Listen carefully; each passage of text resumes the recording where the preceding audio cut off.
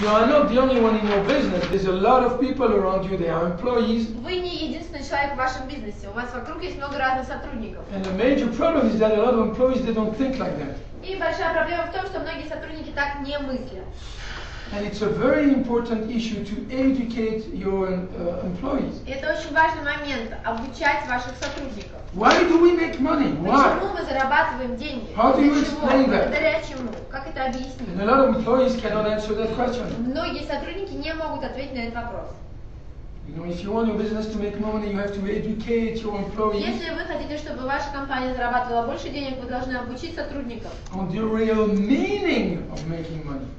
настоящему пониманию, значению, почему вы деньги зарабатываете. You know, it's funny, I had a client, I remember one day, Я помню, однажды у меня был клиент, he had a problem with his company. у него были проблемы в He компании, had about 60 salespeople, у него было около 60 продавцов, and every year he was losing 30 of them, 50%. и каждый год он 30 из этих 60 терял, то есть 5%. It was actually more, it was about 52, 53% losing salespeople. То есть даже на самом деле немного больше, мы считали 52-53% терял. And he was asking me, you know, can you see what we need to do to reduce the И он меня turnover? попросил, а можешь посмотреть, ну что нам сделать для того, чтобы уменьшить текучку? And my first question to my customer was this: И мой первый вопрос, конечно, был следующий. why do you do business? Ты из-за чего бизнесом занимаешься? To make money. Деньги заработать. No hesitation. То есть вообще никаких сомнений. Good, okay. Хорошо. Any other reason? Еще какие-то есть причины? He looked at me and says, no. Он на меня посмотрел и говорит, нет.